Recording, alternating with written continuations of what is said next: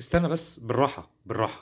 قبل ما تروح تشتري البخاخة النيكوريت اللي الفيديوهات لعبت بدماغك فيها، اول حاجة لازم تعرف ان النيكوتين اللي انت هتاخده من البخاخة ده ما فيهوش سكر وعسل، والنيكوتين بتاع السجاير وحش وكخة. النيكوتين هو النيكوتين ده رقم واحد، بيختلف حاجة واحدة بس، ان ما فيهوش قطران اللي هو نتيجة الاحتراق والكلام ده والكربون مونوكسيد والكلام اللي بالكوا فيه ده. هتروح بقى تشتريها، هتستخدمها ازاي؟ مش تعرف؟ ولا هو عمل لك كده وبتاع وتصور لك تصويره حلوه مع البخاخه وبتاع وانت فرحت بالموضوع؟ لا، اصبر بقى، اصبر. تمام، انت هتفك البخاخه وترشها احسن رش تحت اللسان. ترش بخه او بختين تحت اللسان وتستنى.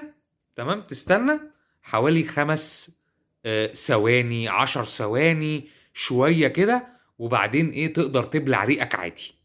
ليها طعم قوي. ما ترشش فوق اللسان عشان هتحرقك. ما ترشش فوق اللسان وتبلع عشان دي هتولع. اديني قلت لك بدل ايه ما تروح تشتري وتعمل وبعدين تقرفك وتقوم رامي 375 جنيه ولا 345 جنيه في الارض. انت يا حبيبي لازم اقول لك تستخدم ازاي البخاخة، وما تفتكرش ان انت هتبطل سجاير او هتبطل البخاخة، لان انت ممكن تدمن البخاخة، ما هي فيها نيكوتين. تمام ازاي؟ فانت ايه، ما تفتكرش ان انت يعني لو ما عندكش ارادة هتعرف تبطل البخاخة، ممكن تدمن البخاخة كمان. يلا روح اشتريها بقى.